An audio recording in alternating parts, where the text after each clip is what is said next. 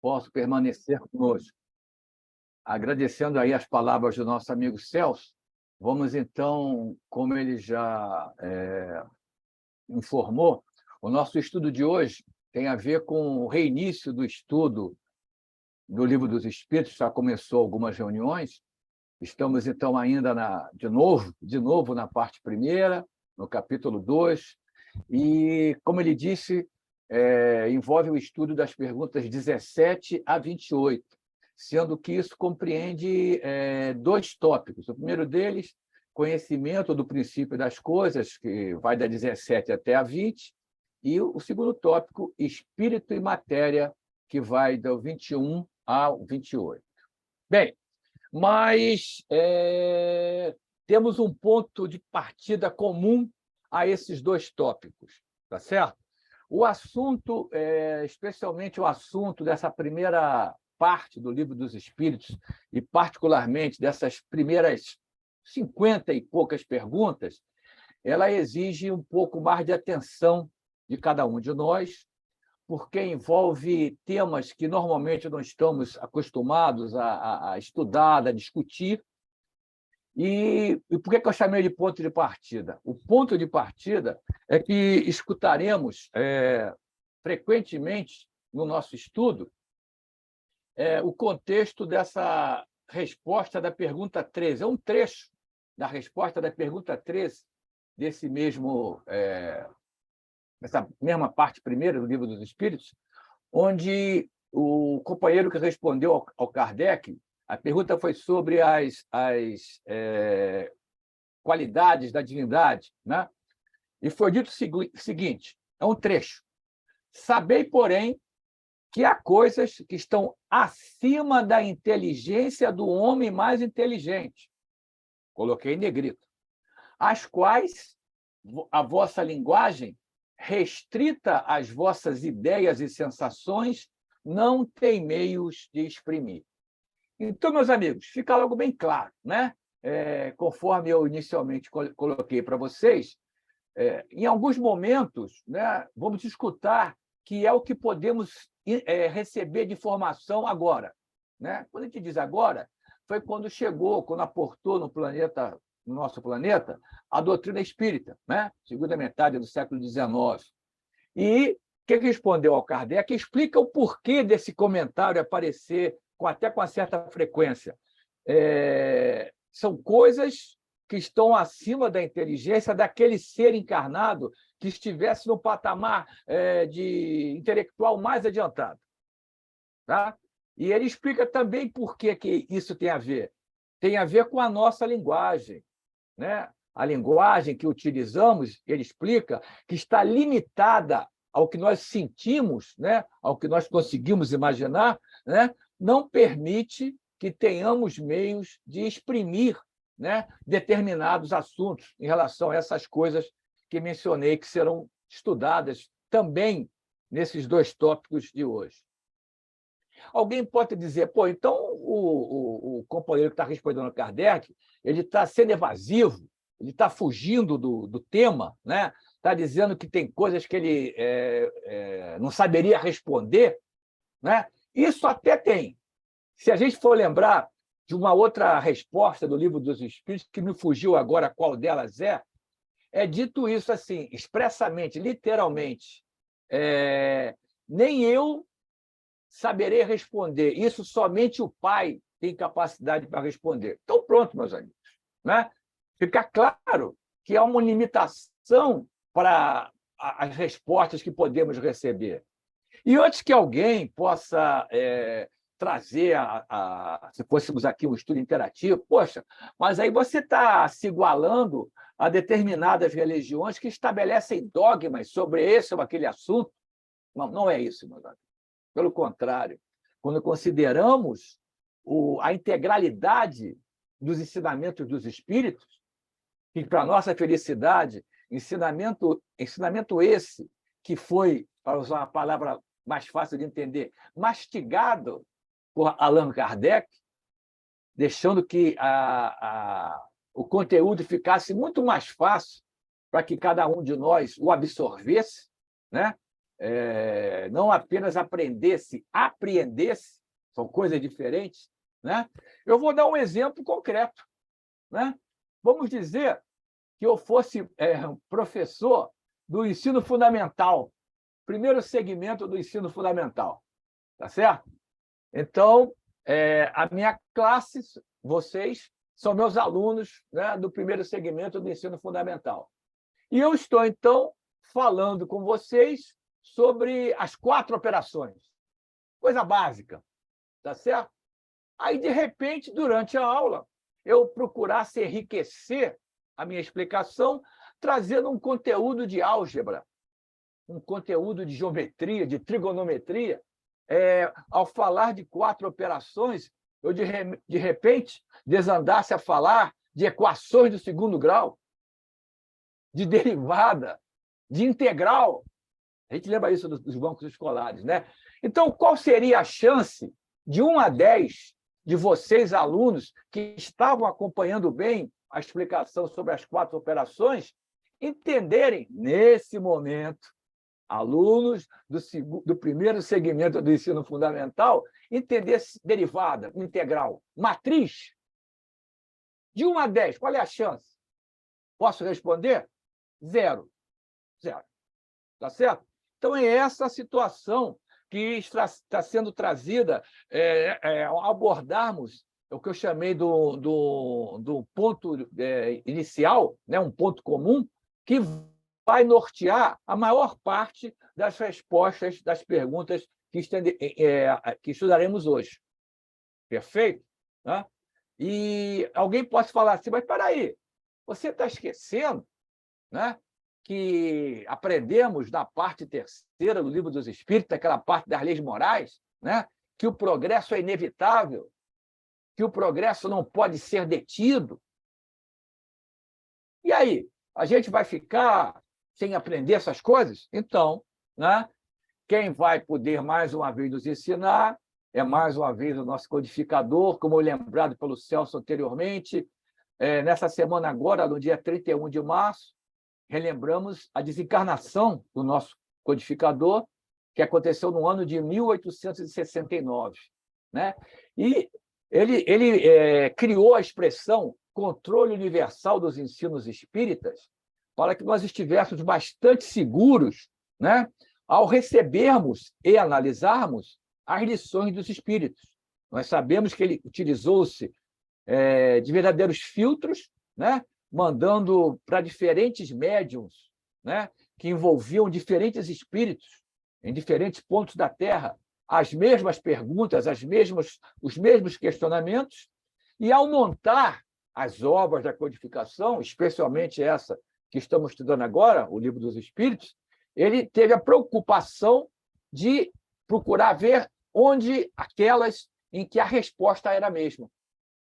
Né? Ou seja, independente do médium utilizado, independente do espírito que atendeu a pergunta, a lição é a mesma. Isso acontece sempre quando nós consideramos, evidentemente, a codificação espírita, as 5 obras da codificação espírita, e as chamadas obras acessórias da doutrina espírita, né? Em que nós já citei aqui em outros momentos, é imprescindível que, para que uma obra seja considerada acessória da doutrina espírita, que ela vá ao encontro, não é isso?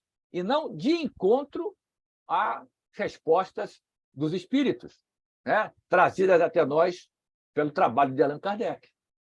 Perfeito?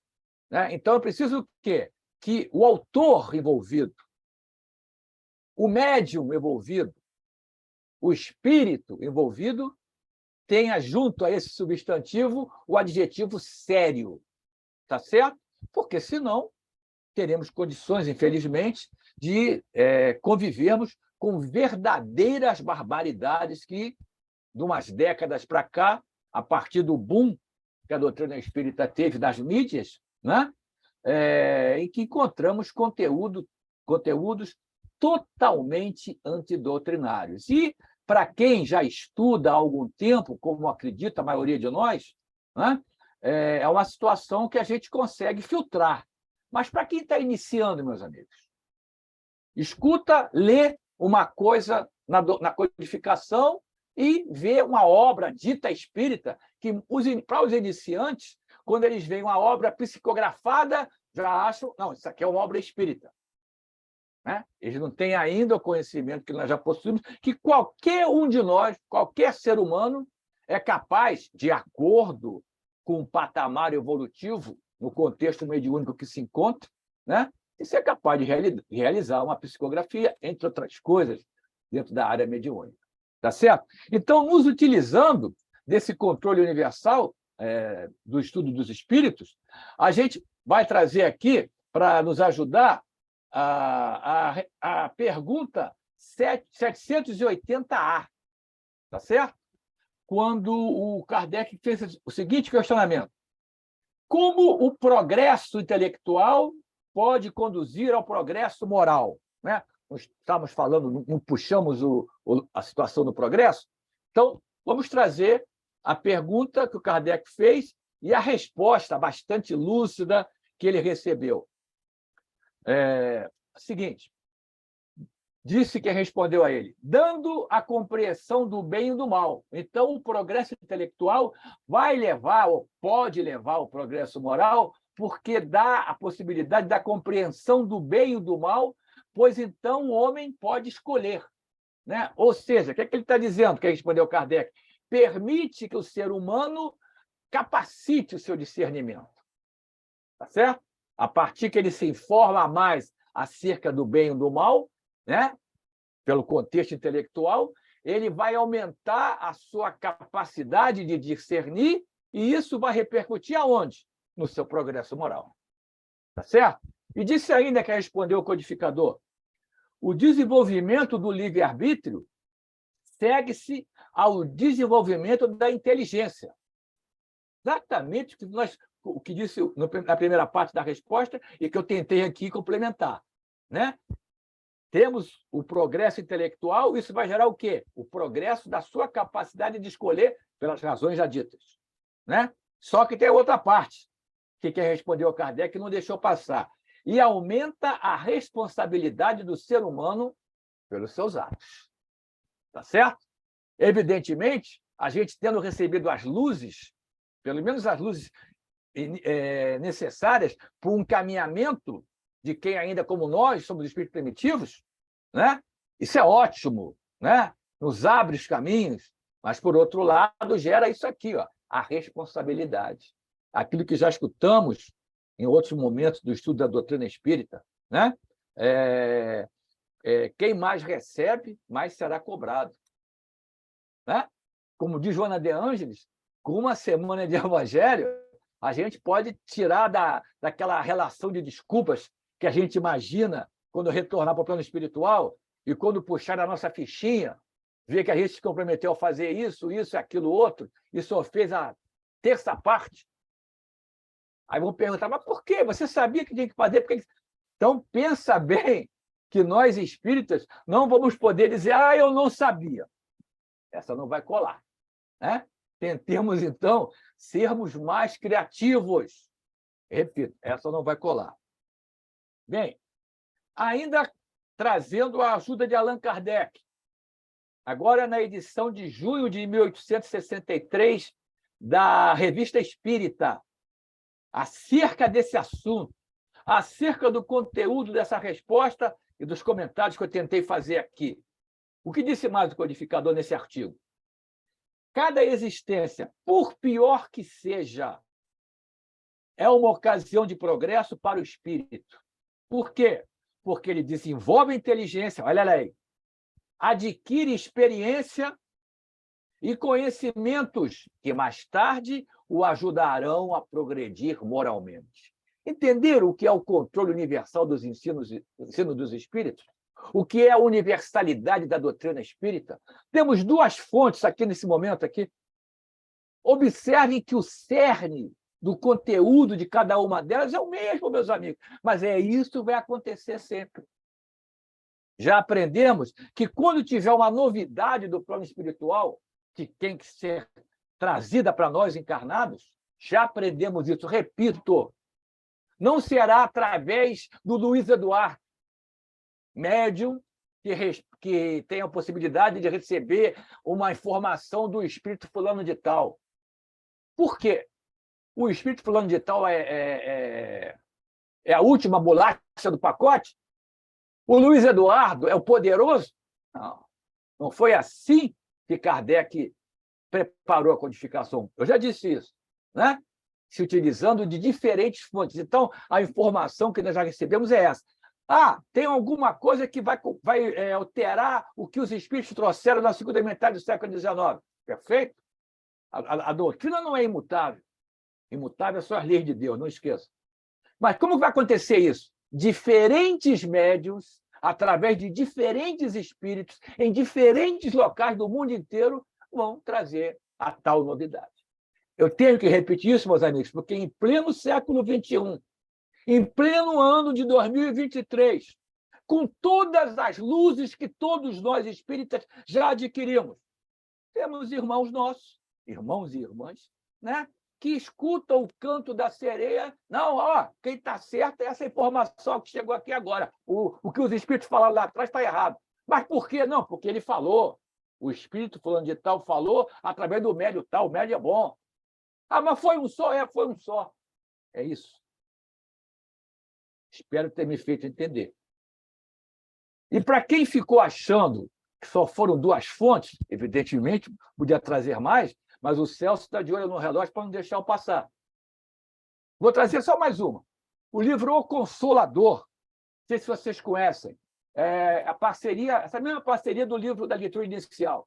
Emmanuel Francisco Cândido Xavier.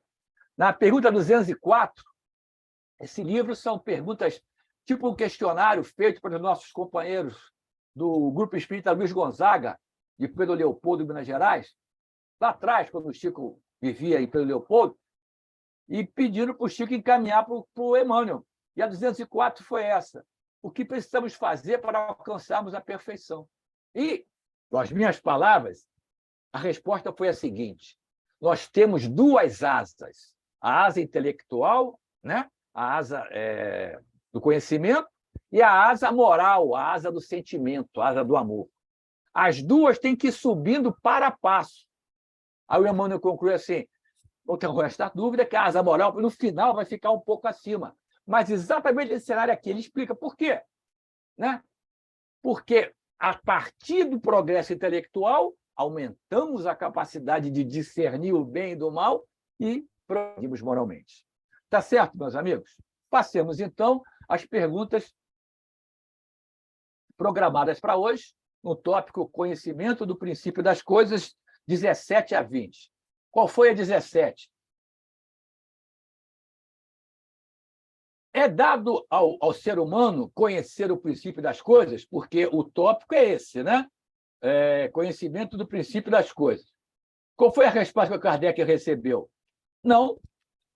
Deus não permite que ao homem tudo seja revelado neste mundo, neste orbe, um orbe ainda de provas de expiação, está numa transição para um estágio de regeneração, mas ainda é de provas de expiação. E quem é o espírito que habita o mundo de provas de expiação? Um espírito ainda primitivo.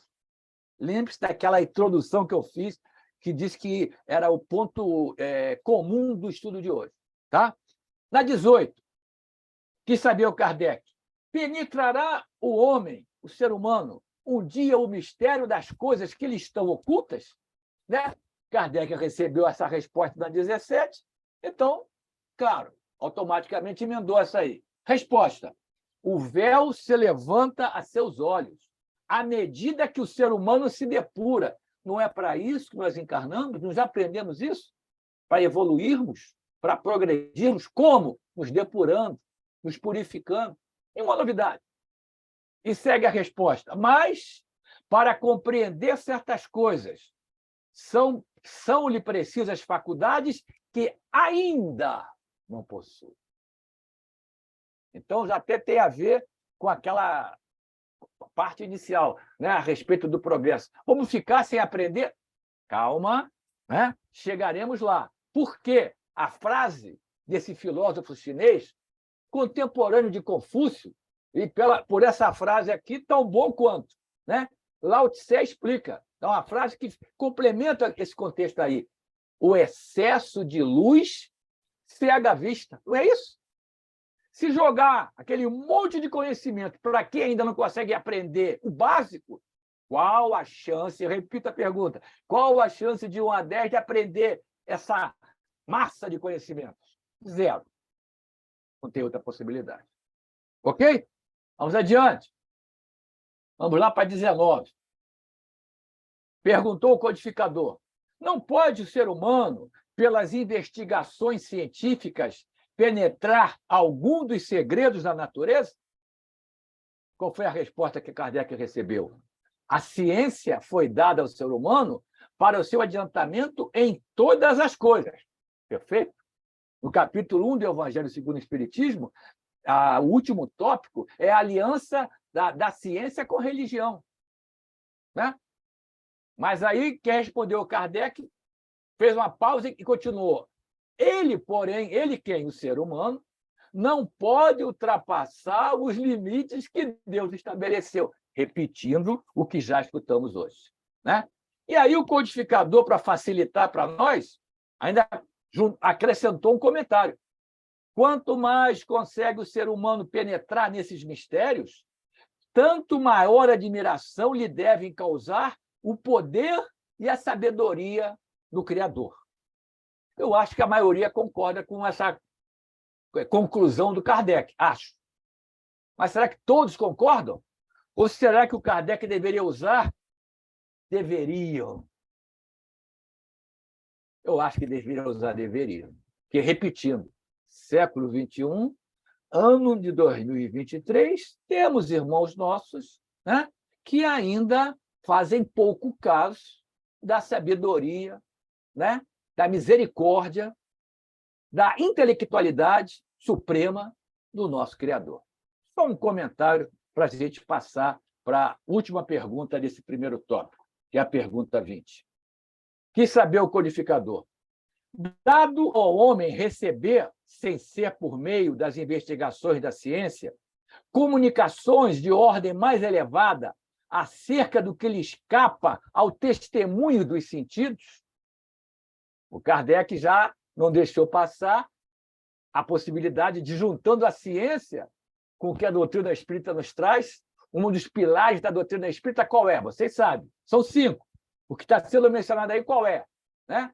É a comunicabilidade dos espíritos, o intercâmbio constante entre os 2 planos da vida, que superam os 5 sentidos que nós, quando estamos encarnados, é bom que se frise isso, possuímos. Inclusive, muitos chamam a mediunidade, né, do 6º sentido.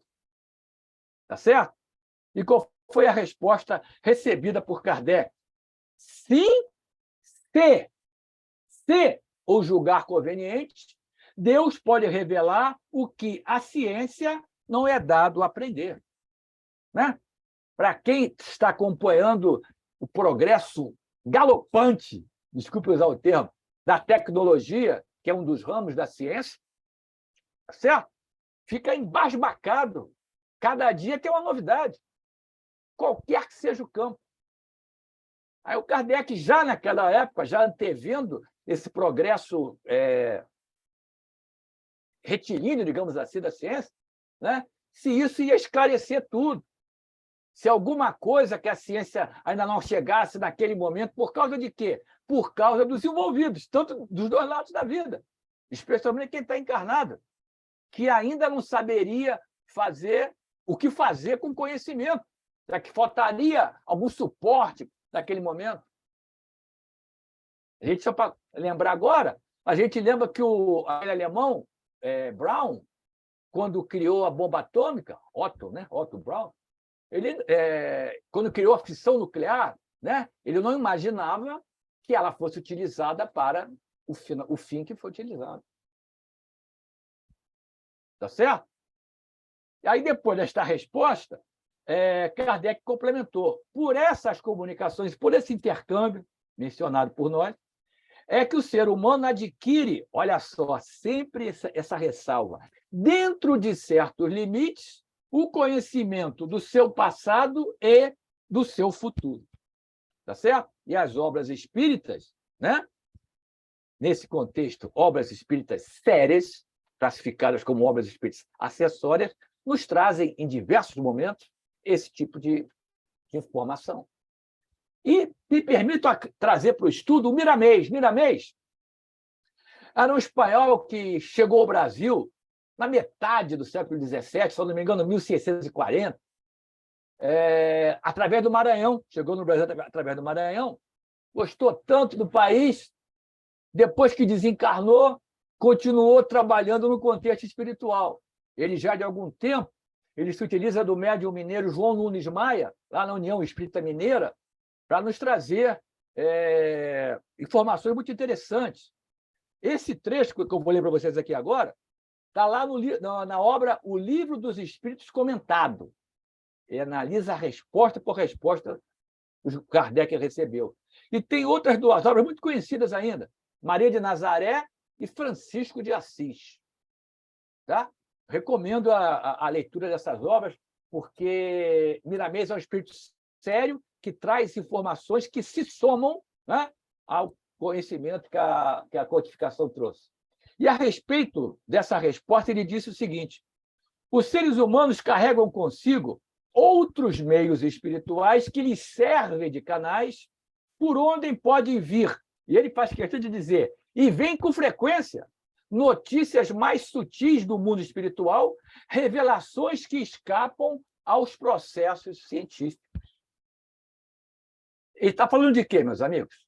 Está de colinha, né? Está falando de quê? Das intuições. Tá certo? Quem de nós não as possui?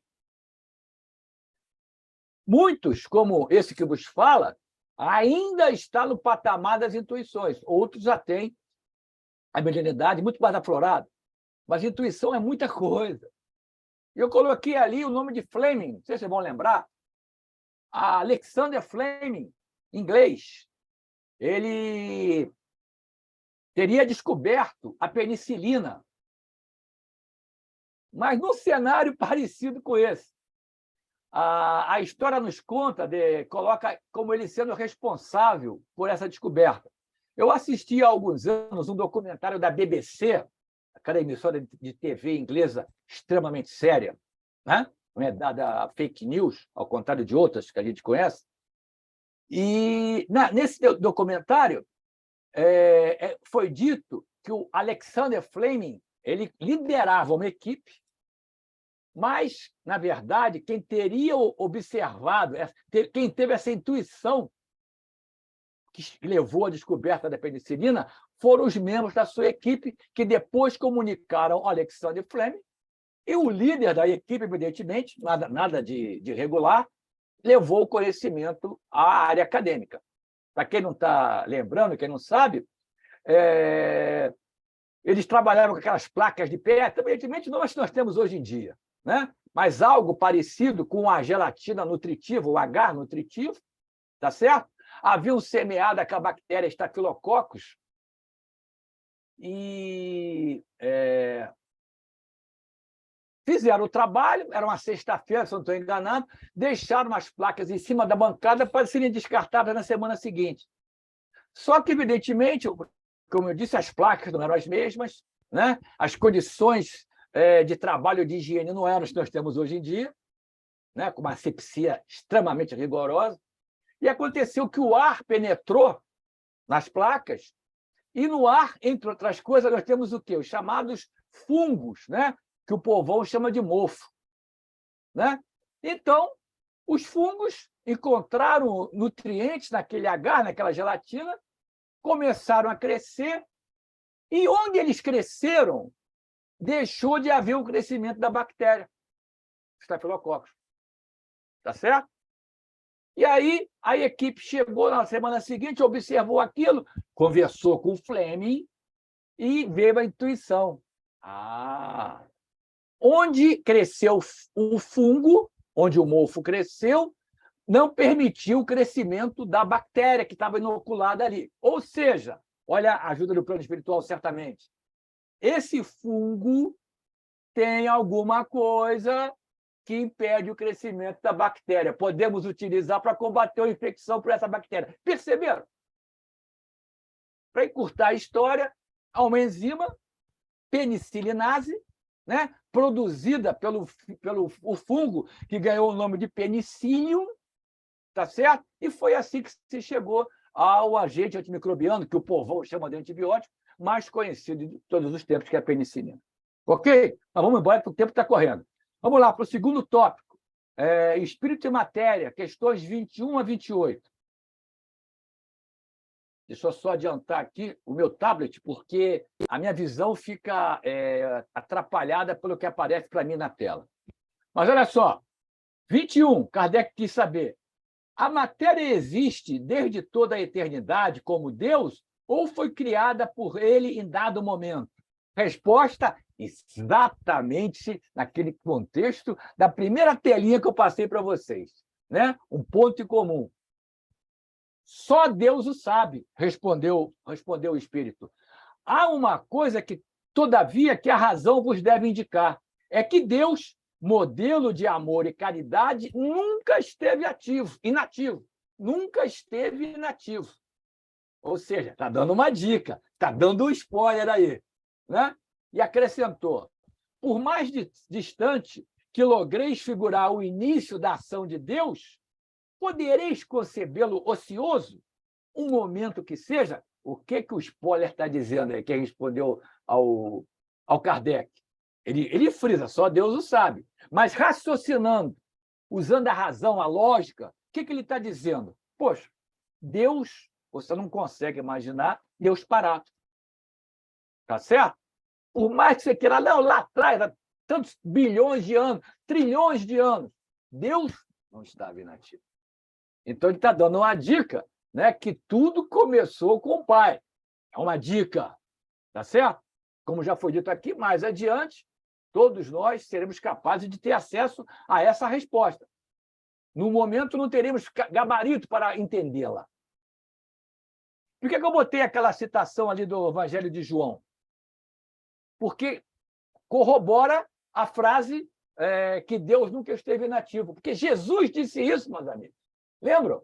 A passagem é a seguinte: o mestre diz: meu pai trabalha até hoje, e eu também.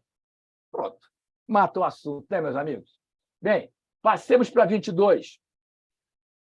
Disse Kardec: define-se geralmente a matéria como sendo aquilo que tem extensão, o que é capaz de nos impressionar os sentidos, né? O que é impenetrável. Aí o Kardec quis saber: são exatas essas definições? Correspondem ao que realmente tem a ver com a definição de matéria? E qual foi a resposta recebida pelo codificador? Do vosso ponto de vista, elas são, porque não falais senão do que conheceis. De novo. Ele continua: mas a matéria existe em estado que ignorais. Só para não ir muito longe, quando nós estávamos no bancos escolares, a gente aprendia que a matéria tinha 3 estados apenas, não é isso? Sólido, líquido e gasoso. Hoje já mudou. O conhecimento já aumentou. Então, não está tendo nada de demais aí, não. Só que ele complementa: a matéria pode ser, por exemplo, tão etérea e sutil que nenhuma impressão vos cause a esses 5 sentidos que nós temos. Já disse aqui que são os sentidos que nós, quando encarnados, temos. E ele conclui: contudo, é sempre matéria. Para vós, porém, não seria. Em outro momento, quando os espíritos falam no perispírito, eles dizem que usaram o adjetivo, né? Etérea, né? Etéreo, né? No caso, perdão, as palavras etéreo, etérea, para dizer que alguma coisa que os nossos sentidos não conseguem imaginar, mas que existe.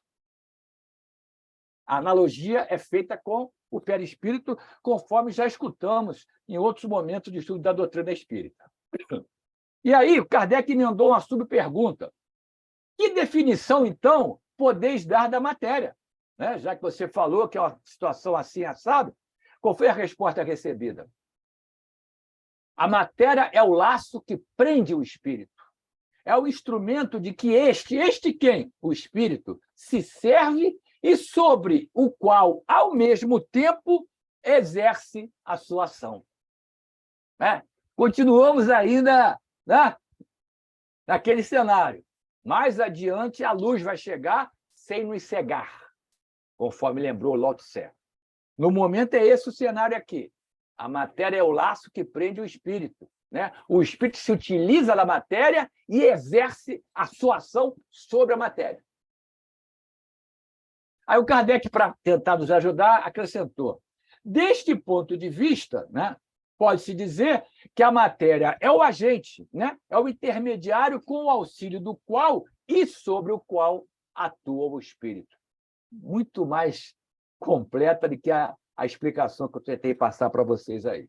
Certo, meus amigos? E chegamos, então, a 23. Aí, depois de escutarmos a definição dos espíritos para a matéria, né, ele quis saber o que é o espírito. A resposta foi rápida e rasteira: o princípio inteligente do universo. Evidentemente, meus amigos, isso aí pode ser mais explorado. Né?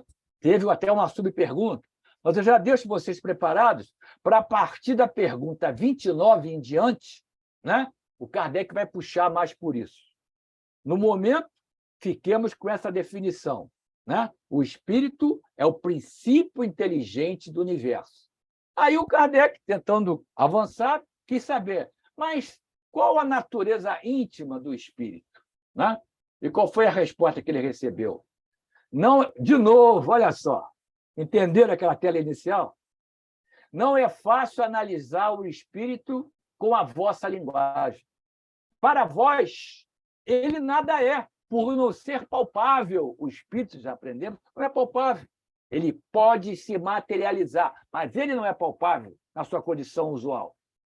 E ele acrescenta: para nós, ou seja, para o plano espiritual, entretanto, é alguma coisa. E ele, então, termina, parece tipo a logosofia, né?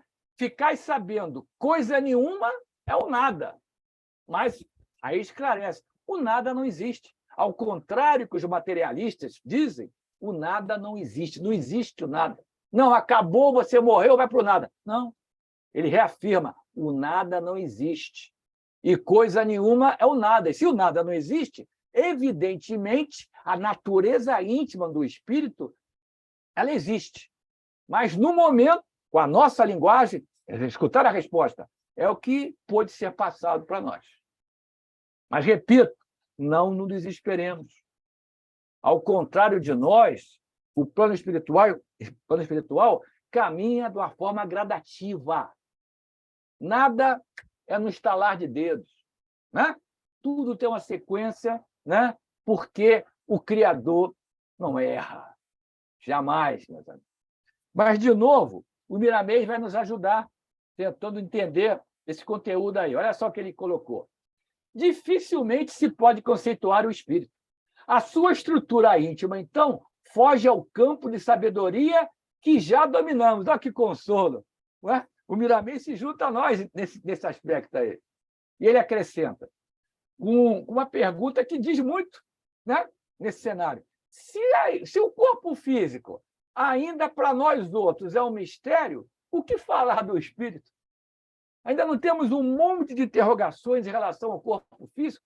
A medicina, ajudada pela ciência, não está tentando descobrir novos caminhos? Combater doenças que aí até hoje não se sabe como que elas começam, como que elas se desenvolvem, como podem ser enfrentadas? E segue o Miramês, fazendo uma analogia, né? Fico feliz, tipo aquela que eu utilizei. Se existe a escola infantil para as crianças, aqui na Terra, no plano físico, a lei é a mesma em se falando do aprendizado do espírito sobre as coisas espirituais. E ele, então, conclui, a humanidade, diante da ciência da alma, está na escola primária. Não é justo que ela passe a frequentar a universidade de um momento para o outro. A forma de dizer do Miramês, acredito eu, elucidou muito melhor do que eu tentei lá no início. Mas eu vejo a semelhança, né? Similaridade, pelo menos. E conclui naquilo que nós dissemos há pouco. sobe-se os degraus gradativamente. Na natureza, nada dá salto. Nós já escutamos isso na outra resposta do Livro dos Espíritos. Pergunta 24. O Kardec quis saber: espírito é sinônimo de inteligência? Resposta: a inteligência é um atributo essencial do espírito. Mas, dentro do nosso contexto, o cenário é sempre esse, diz ele, que respondeu Kardec. Uma e outra, né, a inteligência e o espírito se confundem num princípio comum, de sorte que, para vós, são a mesma coisa.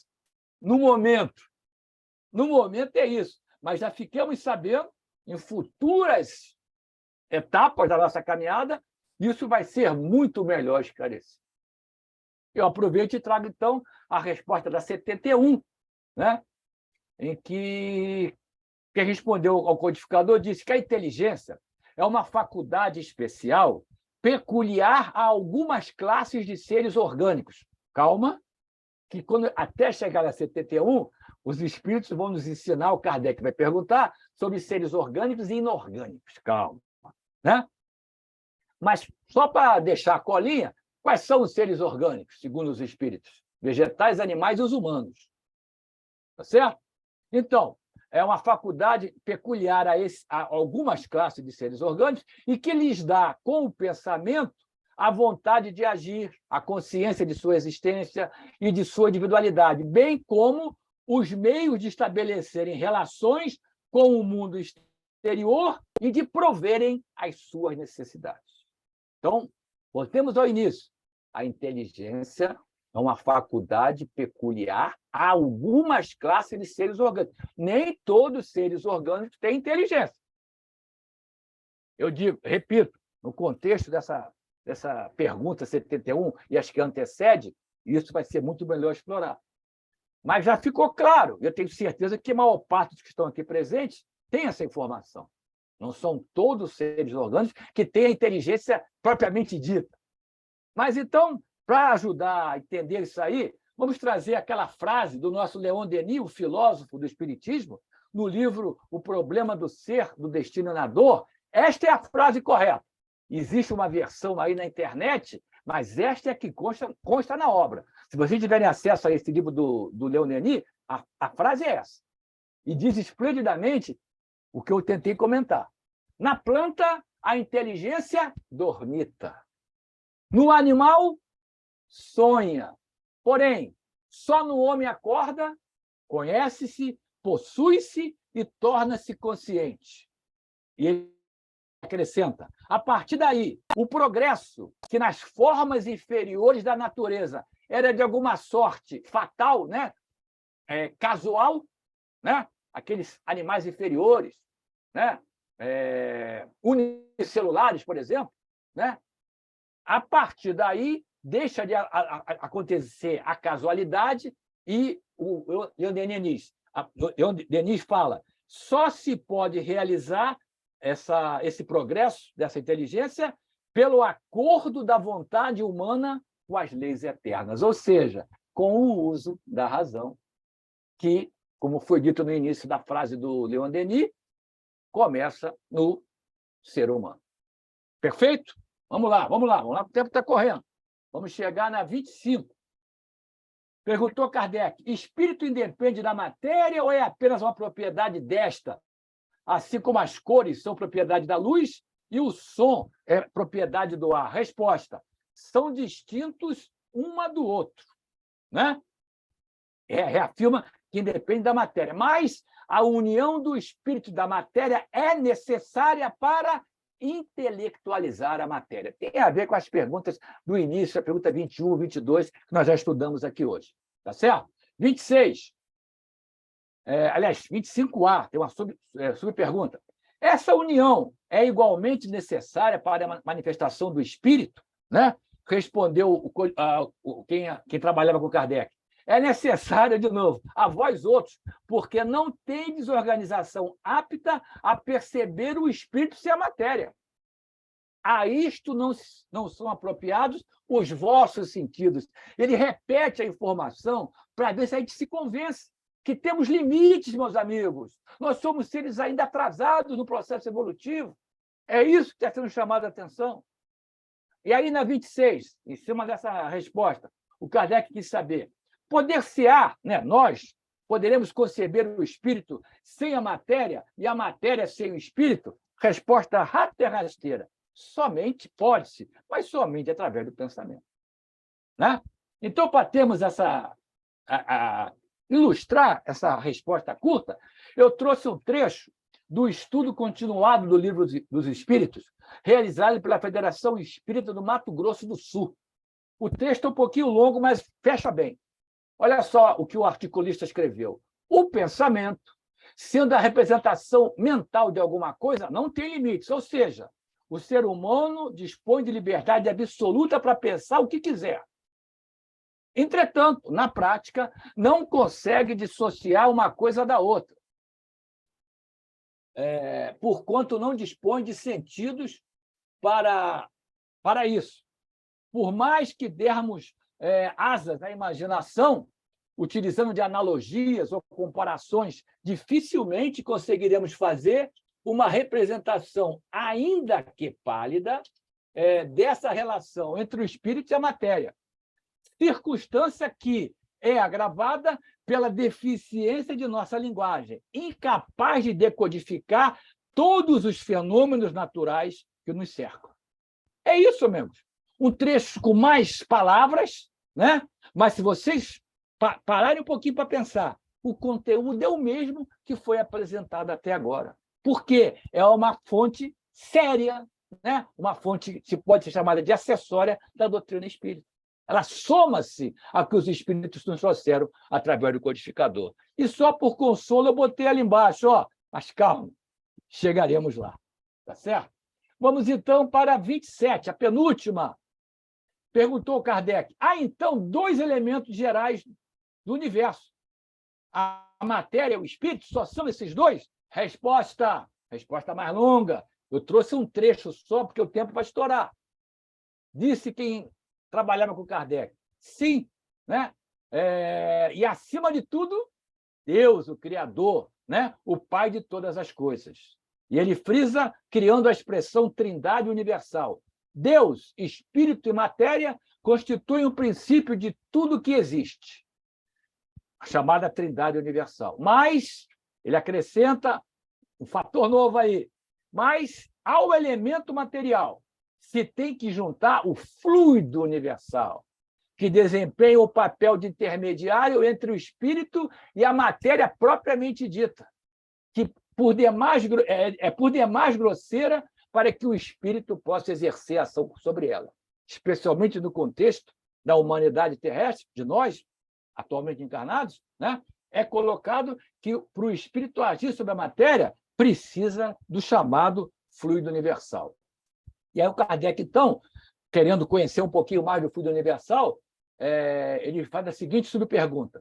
Esse fluido será aquele que designamos pelo nome de eletricidade? A resposta, então, foi bem mais abrangente. Dissemos que ele é suscetível de inúmeras combinações, não é só no contexto da eletricidade. E ele acrescenta, o que chamais fluido elétrico, fluido magnético, são modificações do fluido universal, que não é, propriamente falando, senão matéria mais perfeita, mais sutil e que se pode considerar independente. Quer dizer, o fluido elétrico, o fluido magnético, ou outro fluido que você possa imaginar, são modificações, são derivados aonde? Do fluido universal. E aí aparece essa telinha aqui, para fechar o contexto dessa resposta, né? Mostrando os três elementos, a chamada Trindade Universal, e mostrando o papel do fluido, ali chamado de fluido cósmico universal. Eu aprendi, há algum tempo atrás, você falar fluido cósmico universal é redundante. Tá? Inclusive, vocês viram que quem respondeu ao Kardec usou a expressão fluido universal, mas alguns usam fluido cósmico universal. O importante é termos ideia de como é essa trindade base para o que nós conhecemos. Bom, tem a passagem de evolução em Dois Mundos, do André Luiz, né? em que ele diz que o fluido cósmico, ele usou aqui o fluido cósmico, é o plasma divino. Olha que figura bonita do André Luiz. Hausto do Criador, força nervosa do todo sábio, do Pai. O fluido cósmico é a força em que todos vivemos nos ângulos variados da natureza. O fluido universal está presente em toda a criação do nosso Pai. E, finalmente, chegando na última, na 28, o Kardec perguntou: pois que o espírito é em si alguma coisa, não seria mais exato e menos sujeito à confusão dar aos dois elementos gerais, né, espírito e matéria, as designações de matéria inerte e de matéria inteligente? Olha a resposta que Kardec recebeu. As palavras pouco nos importam, a eles, que já têm um conhecimento maior que o nosso. Ele repete, eles acrescentam: compete-vos a vós a formular a vossa linguagem de modo que vos entenderdes. As vossas controvérsias provêm quase sempre de vos entenderdes acerca dos termos que empregais. Por quê? Porque a vossa linguagem para exprimir aquilo que não vos fere o sentido. Meus amigos, o Celso já apareceu ali na tela, né? Eu já sei que o meu tempo está encerrando, né?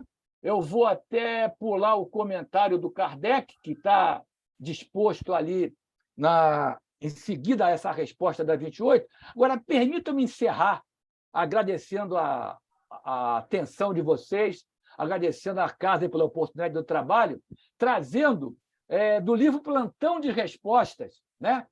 Entrevistas com o Chico, né, em diferentes órgãos da mídia, em que sempre quem respondia pelo Chico era o Emmanuel. Então, perguntaram acerca desse assunto de hoje aí: como podemos compreender Deus?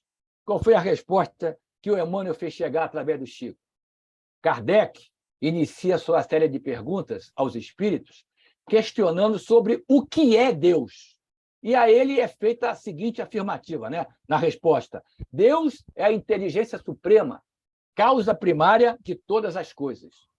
Questionando quando o homem compreenderia a divindade, né? Segue o Emmanuel fazendo referência àquela parte inicial do Livro dos Espíritos. Responderam-lhe: quando não mais tiver o espírito obscurecido pela matéria. Quando, pela sua perfeição, se houver aproximado de Deus, ele o verá e o compreenderá.